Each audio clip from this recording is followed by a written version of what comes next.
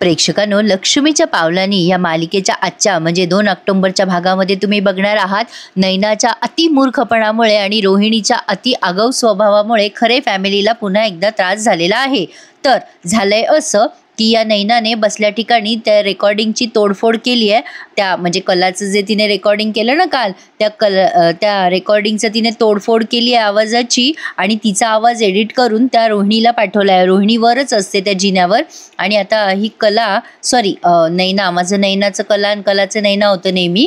तर आता ही नैना त्या रोहिणीला खुणवते की मी तुम्हाला रेकॉर्डिंग पाठवली आहे, ऐका। आणि आता ही रोहिणी ती रेकॉर्डिंग ऐकते आणि आता ठरवते की आता कला खरेच काही खरं नाही। त्यांनी कलाचं ते शेवटचं वाक्य बरोबर एडिट केलंय की मी सरोज मॅडमला प्रत्युत्तर देऊ शकत नाही असं नाहीये, मी पण देऊ शकते। आणि तेवढंच एडिट आणि कटछट करून त्या सरोजला ती ऐकवणार आहे रोहिणी। आणि आता ही नैना पण वेड्यासारखी ती मनातच बोलत असते, कला आता तुझे शब्द मी तुझ्याच घशात घालणार। आणि आता रोहिणी लगेच पटापटा जिन्यावरून खाली उतरते आणि त्या सरोजच्या खोलीमध्ये जाते। आता कला तिथेच असते बरं का, किचनमध्ये। कमालेनी प्रेक्षकांनो, किचनच्या एवढ्या जवळ ही खोली असून सुद्धा कलाला काही ऐकू येत नाही। तर आता ही रोहिणी जाते आणि म्हणते, सरोज वहिनी काय ग, नेहमी आपलं काम करत असते। सरोज म्हणते, हे काय बोलणं झालं तुझं रोहिणी, मी कामात असते तुला माहिती नाही का, आणि उगाचच मला त्रास देऊ नकोस, मला भरपूर कामं आहेत।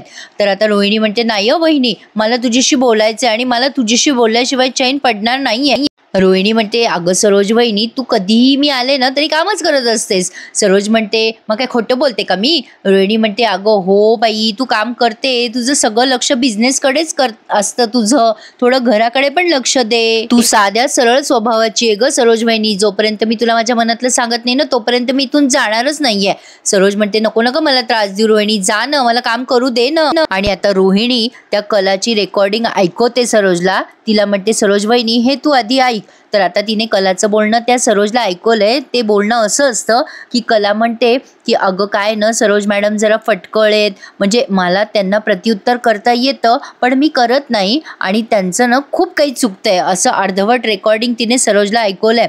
आता सरोज खूप चिडते आणि म्हणते, हिची एवढी हिम्मत। रोहिणी आता फुल हवा मारते सरोजला। ती म्हणते की अगं बघ, मला वाटत होतं ही कला आतापर्यंत फक्त अद्वैतशी भांडते, पण ती तुझ्याबद्दल वाईट साईट बोलायला लागले बरं का वहिनी, तिची हिम्मत खूपच वाढली आहे। मला नव्हतं वाटलं बाई एवढी हिम्मत वाढेल तिची, मी स्वप्नातही विचार नव्हता केला असा। सरोज आता खूप चिडते आणि आता तिला असं वाटतं की कलाला जाऊन याचा जाब विचारावा, पण आता रोहिणी मुद्दाम तिला जाब विचारू देत नाही आणि तिला म्हणते, थांब सरोज वहिनी, अगं अशी डायरेक्ट जाऊ नकोस, अगं तू दरवेळेला त्या कलाच्या बाबतीत काहीतरी ठोस निर्णय घ्यायला जातेस, पण तू अजून ठोस निर्णय घेतलाच नाहीयेस।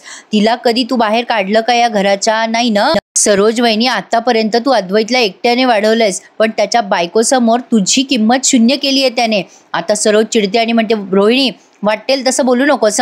रोहिणी म्हणते, अगं वहिनी मी काय सांगते ते ऐक, ती कला मूर्ख समजते आपल्याला, घरचे आपल्याला वेठीस धरतात त्यामुळे आपल्याला गप्प बसावं लागतं, शेवटी आपल्या घरामध्ये तिचा शब्द खरा होतोय। बघ ना, ती जेव्हा घर सोडून निघून गेली तेव्हा आबा पॅनिक झाले, डॅडची तब्येत खराब झाली, अद्वैतच गेला तिला शोधायला, तिचे घरचे तर मस्त आरामात झोपलेले होते, त्रास कोणाला झाला? आपल्याला। आणि ती संगीता खरे नेहमी माझी लेक म्हणून बोंबा मारत असते, म्हणजे प्रत्येक वेळेला आपलं पदराला म्हणजे डोळे लावायचे, ते रडायची, नाटकं करायची आणि अद्वैतकडनं हवं ते करून घ्यायचं, एवढं बरोबर जमतं त्या बाईला। सरोज म्हणते, हो ना, पहिल्यापासून बघतेच आहे मी ते। आता लगेच ही रोहिणी म्हणते, अगं गणपतीच्या वेळेला आपण सगळे मेहनत करत होतो, पण ती खरे फॅमिली हातावर हात घेऊन बसलेले होते, आपल्या घरातले सगळेजण टेन्शन घेऊन बसलेले होते आणि ही कला मात्र सतत विचार करते की तिच्या घरचे सगळे रिलॅक्स असावे, तिच्या घरच्यांना टेन्शन येऊ नये, सतत माहेर करते ती मुलगी आहे ना, तिचे रंग दाखवायला लागली वहिनी आता। अगं ती अजून शेफारणार आहे, आपल्या डोक्यावर बसणार आहे, आपलं घर घेणार आहे ती। वहिनी तुला सांगते मी, तिच्या घरचे आपल्या डोक्यावर नाही बसले ना तर नाव बदल माझं। आता लगेच सरोज म्हणते, हिम्मत आहे का तिची? तिच्यापेक्षा जास्ती खमकी आहे मी, तिने फक्त करून दाखवावं, मग दाखवते तिला मी। लगेच रोहिणी म्हणते, अगं वहिनी आपल्या काय हातात आहे, आपण फार तर बोलून दाखवतो ग, पण ती कला आहे ना ती बरोबर कृती करते, तिची सगळी ताकद आहे ना तिच्या माहेरात आहे। जसा राजाचा जीव पक्षात अडकलेला असतो ना, तसा तिचा जीव तिच्या माहेरी अडकलेला आहे, ती तिच्या घरच्यांना एक दिवस नाचवणारच आहे बघ। सरोज म्हणते, नाही असं मी होऊच देणार नाहीये, मुळात मी असं कधीच होऊ देणार नाहीये रोहिणी. आता रोहिणी म्हणते सरोज वहिनी ती लग्न करून आली नाही या घरात, तेव्हा तू म्हणली होती की तिच्या माहेरच्यांशी तिने संबंध तोडावे, तिने असं केलं का? अगं अजून वर्ष पण झालं नाही तिच्या लग्नाला. तिचा एक पाय माहेरी आणि एक पाय सासरी असतो. तिच्यापेक्षा ती नैना तरी बरी आहे, माहेर माहेर करत नाही. हे बघ सरोज वहिनी, मला तर वाटतं की आता तू इंगा तुझा दाखव, तुझ्याकडे पॉवर आहे, तू तुझ्या नावाचा वापर कर ना. अगं तुला एवढंच सांगायचं होतं मला, तू तुझं काम कर. चालले मी. आता बघा प्रेक्षकांनो, एवढंच बोलते ही आणि निघून जातात. झालं, एवढी शिकली सबरलेली ही सरोज, पण तरी सुद्धा रोहिणीच्या इन्फ्लुएन्स खाली किती येते बघा ना. आता ती सरोज लगेच विचार करायला लागते, रोहिणी जे बोलतेय ते तिच्या बोलण्यामध्ये तथ्य आहे. म्हणजे ही दरवेळेला तिच्या घरच्यांना रिलॅक्स ठेवते आणि आम्हाला धारेवर धरते. ही मुलगी खूप भावनिक आहे म्हणतात ना, तर आता हिच्या भावनांना आवर जरा घालावाच लागणार आहे. आता तिच्या वर्मावर असा घाला घालते की नाही की नाव सरोज लावणार नाही. आता लगेच सरोजनी असा विचार केलाय आणि कोणाला तरी कॉल केलाय प्रेक्षकांनो. तिने कोणाला केलाय ते काही कळलं नाहीये, पण ऑफिसमधल्या एका माणसाला फोन केलाय. ती म्हणते की जरा काम आहे तुमच्याकडे, जरा विचित्र आहे पण गरजेचं काम आहे मला. म्हणजे गरज पडल्यावरती काही माणसं तोडफोड करतील आणि त्रासही देतील समोरच्या माणसाला, अशी माणसं मला हवी आहे. थोडक्यात काय तिने गुंड मागवले आणि त्या माणसाला म्हणते काय करायचं मी पुढे सांगते तुम्हाला, मला फक्त अशी माणसं द्या. तर आता असं बोलून सरोजने फोन खाली ठेवून दिलाय. बघा प्रेक्षकांनो, आता सरोज असं वागून स्वतःच्याच घरच्यांच्या नजरेतून पडणार आहे. पण कसं काय बरं सरोजला कळत नसेल की ती रोहिणीच्या इन्फ्लुएन्स खाली येते. आता आजच त्यांनी पुढच्या एपिसोडमध्ये हेही दाखवलंय की रोहिणी आबांना सुद्धा फितवायचा प्रयत्न करते, पण आबा अजिबात तिच्या बोलण्याला भुलत नाहीत. खरंच प्रेक्षकांनो, आपली सतसत विवेक बुद्धी नेहमी जागृत ठेवावी, पण सरोज मात्र तसं करत नाहीये. आता पुढे आपण बघतोय कला कपड्यांच्या घड्या घालून कपाटात ठेवते आणि अचानक तिला आठवतं की काहीतरी वेगळं करायला हवं. म्हणजे ती काहीतरी वाचते फाईलमध्ये आणि म्हणते की अरे चांदेकर, आपण देवी आईच्या मंगळसूत्रामध्ये काहीतरी वेगळं केलं यावेळेला, तर म्हणजे आपला लॉन्च जवळ आहे ना, म्हणून तुला म्हणते मी की देवी आईचं मंगळसूत्र आपण कोल्हापुरी साजामध्ये किंवा चिंचपेटीच्या. आता अद्वैत तिचं पूर्ण ऐकतही नाही आणि म्हणतो काही गरज नाहीये. आता कला चिडते आणि म्हणते असं काय करतोस रे चांदेकर, दरवेळेला माझं बोलणं पण ऐकत नाहीस. मी बोलते आणि लगेच इग्नोर करतो, दरवेळेला तू असंच करतोस. हवं तर तू नाही म्हण, पण मला माझा मुद्दा तर मांडू दे ना. आता अद्वैत म्हणतो काही गरज नाहीये मुद्दा मांडायची.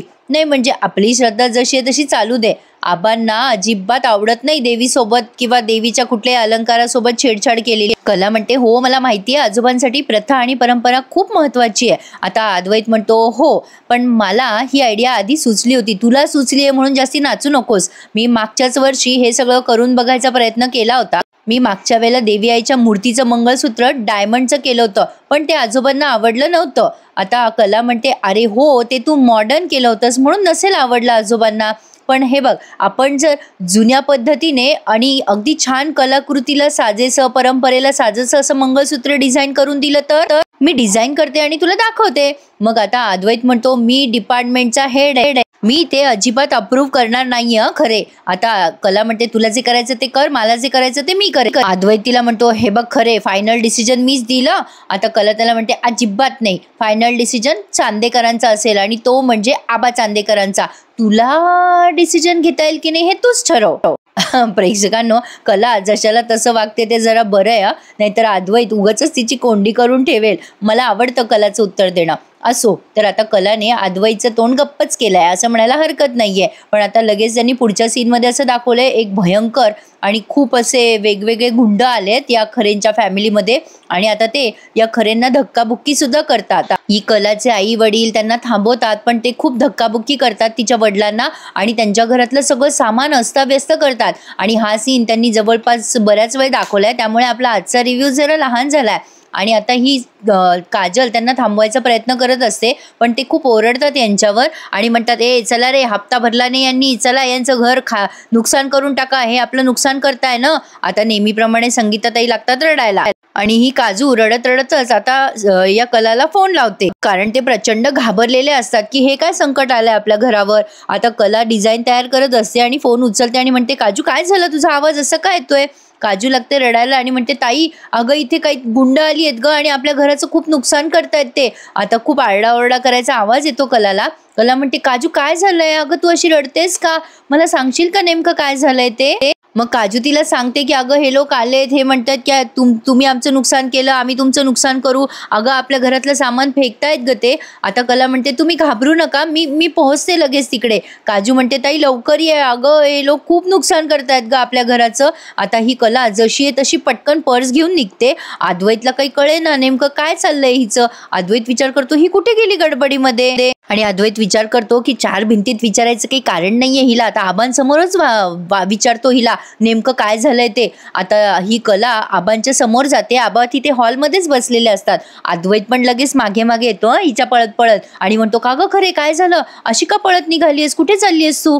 आता कला म्हणते आजोबा अहो माझ्या माहेरी काही गुंड आलेत आणि ते म्हणतात की हप्ते भरलेली नाहीयेत तुम्ही. पण अहो मी हप्ते भरलेत, म्हणजे मी आईजवळ दिले होते, आम्ही 2 आठवड्याचे आगाऊ हप्ते भरलेले आहेत, पण ती गुंड अशी का करताय कळत नाही, माझे घरचे खूप घाबरलेले आहेत आजोबा. आता तिचं हे बोलणं ऐकून आजोबा पण घाबरले.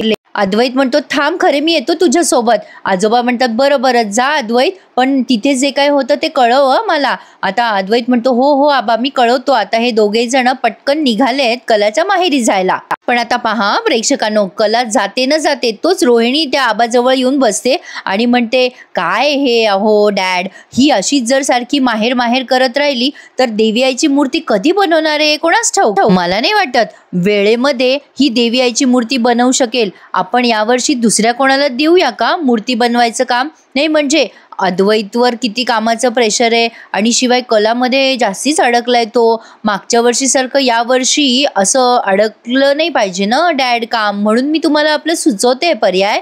मग आता लगेच आबा म्हणतात रोहिणी तडकाफडकी निर्णय घ्यायची काही गरज नाहीये आणि मला माहिती आहे काय होईल आणि काय नाही ते. काय ग मागच्या वर्षी विसरली का तू, एका रात्रीत देवी आईची मूर्ती घडवली होती पोरीनं. मला माहिती आहे ही पोर अर्ध्या रात्री बसून मूर्ती घडवू शकते. आता आबांनी बघा कसं सडेत तोड उत्तर दिलंय रोहिणीला, तसं सरोजला देता येत नाही का असं मला म्हणायचं होतं प्रेक्षकांनो. आता आबांना तर माहिती आहे त्यांची पोरगी कशी येते, त्यामुळे आबांनी तिला बरोबर उत्तर दिलंय आणि गप केलंय. रोहिणीचा पोपट पचका झालाय आणि आता आबा तिला असं उत्तर देऊन तिथून निघून जातात. आता रोहिणी बघा कशी रिॲक्शन देते त्यावर. असो पण आता सरोजला त्या गुंडांनी फोन करून सांगितलंय की मॅडम तुमचं काम अगदी चोख झालंय आणि सरोज त्यांना ठीक आहे असं म्हणते. पण प्रेक्षकांनो आता पुढे बघा कला येते घरी माहेरी तिच्या आणि तो अख्खा पसारा बघून हपकूनच जाते. ती म्हणते बाप रे आई बाबा हे काय, अगो गुंड्या हे काय सगळं. अद्वैतला तर चालता पण येत नाहीये, एवढा पसारा करून ठेवलाय त्या गुंडांनी. काजू सांगते की अगं ताई आम्ही त्या गुंडांना खूप थांबवायचा प्रयत्न केला पण ते थांबतच नव्हते ग. तिचे वडील पण सांगतात अगं आपण 2 हप्ते आधीच भरले ग कले. आता तिची आई खूप घाबरलेली असते. कला म्हणते हो बाबा आपण हप्ते भरलेले आहेत आधीच, थांबा मी त्यांना फोन करून विचारते. आता कला लगेच कॉल लावते तिथे. आता कलाचा फोन काही लागे ना त्या समोरच्या ज्यांना तिने हप्ते भरलेले त्यांना. तर आता ही काजू म्हणते नाही लागला का ग तायडे फोन. कला म्हणते नाही ना फोन लागतच नाहीये. काजू म्हणते आपण इथे बसून काहीच होणार नाहीये, आपल्याला शोधावं लागेल ती लोक कोण होती. आता अद्वैतही भांबावून गेलाय. पण आता अचानक त्या कलाचे वडील त्या अद्वैतच्या पायाशीच पडतात, म्हणजे यांना कोणाला कळतच नाही काय झालं हे. आता काजू म्हणते बाबा काय करताय तुम्ही. कलाचे बाबा त्या अद्वैतचे पाय धरतात आणि म्हणतात जावई बापू हे बघा मी तुम्हाला नमस्कार करतो, पाया पडतो हवं तर तुमच्या, पण तुम्ही जा आणि या सगळ्या गोष्टींचा सोक्षमोक्ष लावाओ. आम्ही गरीब माणसं आहे, आमचं कोणी ऐकून घेणार नाही, पण तुम्ही शब्द टाकला तर फरक पडेल. आता कलाला लगेच वाईट वाटायला लागतं, असं काय आपले वडील पायाशी पडले या अद्वैतच्या. पण आता अद्वैत म्हणतो की अहो असं काय करता बाबा, म्हणजे मी तुमच्यापेक्षा लहान आहे हो. आता कला पण म्हणते हो बाबा अहो तुम्ही पाया काय पडताय अद्वैतच्या, तो लहान आहे ना तुमच्यापेक्षा. आता अद्वैत म्हणतो हो खरेच बरोबर आहे, नाही म्हणजे तुमच्या मुलीचं बरोबर आहे, मी खरंच लहान आहे तुमच्यापेक्षा, असे पाय काय धरताय तुम्ही माझे, तुम्ही फक्त सांगा मला मी करेल तुमच्यासाठी, मी समजू शकतो, मी त्या पतसंस्थेच्या मालकाला फोन करतो. आता कला म्हणते अरे काही उपयोग नाही आज रविवार आहे. मग आता या कलाची आई म्हणते की अगं कले लावू दे जावई बापूला फोन, ते उचलतील जावई बापूचा फोन, जावई बापू एवढं करा हो. आता हे दोघंही कलाचे आईवडील केविलवाणे त्या अद्वैतकडे बघायला लागतात. मग आता अद्वैत वेळ न दवडता पटकन त्या संस्था चालकाच्या मालकाला फोन करतो. अद्वैत त्या माणसाला विचारतो काय हो तुमच्या म्हणजे संस्थेतली लोक आली होती, इथे तोडफोड केली आहे त्यांनी खरे फॅमिलीच्या घरी, आणि ही कोणती पद्धत आहे तुमची पैसे मागायची. आता तिकडनं त्याला काहीतरी उत्तर मिळालंय त्यामुळे अद्वैत डिस्टर्ब झालाय. मग आता ते विचारतात कलाचे आईवडील, काय झालं जावई बापू? मग आता अद्वैत म्हणतो, तुमची मुलगी म्हणते ते खरं आहे. त्यांनी सांगितलं की तुमच्याकडनं आगाऊ रक्कम आधीच गेली आहे आणि त्यांच्याकडनं अशी कोणतीच माणसं इथे आलेली नाहीयेत. आता हे ऐकून सगळ्यांनाच आश्चर्य वाटतंय. अद्वैत म्हणतो, मग ही माणसं कोण होती ज्यांनी तुमच्या घरी तोडफोड केली?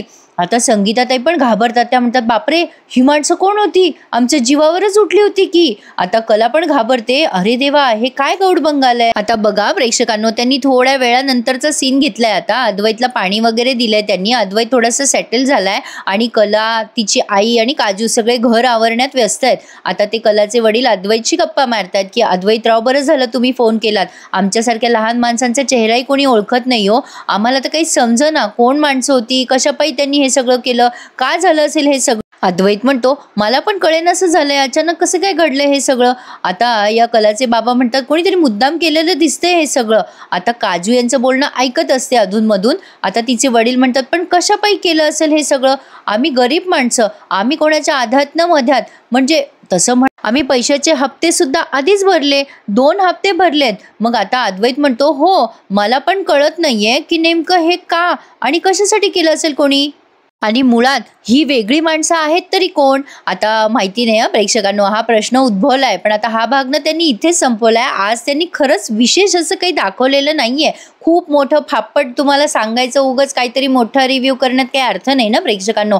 जे मालिकेमध्ये झाले ते तुम्हाला मी अगदी डिटेल सांगितलंय. हा भाग त्यांनी आज इथेच पूर्ण केलेला आहे. पण आता पुढे खूप इंटरेस्टिंग होतील भाग असं वाटायला लागलंय प्रेक्षकांनो. कारण पुढच्या भागात त्यांनी दाखवलंय की सरोज या अद्वैतवर चिडते, कारण तो अद्वैत तिथे मुक्कामाला थांबलेला असतो. तो कलाच्या बेडरूम मध्ये आहे आणि आता त्या सरोजचा कॉल आलाय त्याला आणि सरोज म्हणते, तू तिथे का थांबलायस? तुला कळतं का काही अद्वैत? आपला आणि त्या माणसांचा काही संबंध नाही. जसा असशील ना अद्वैत, तसा ताबडतोब घरी निघून ये. अद्वैत म्हणतो, हो हो आई, मी निघून येतो.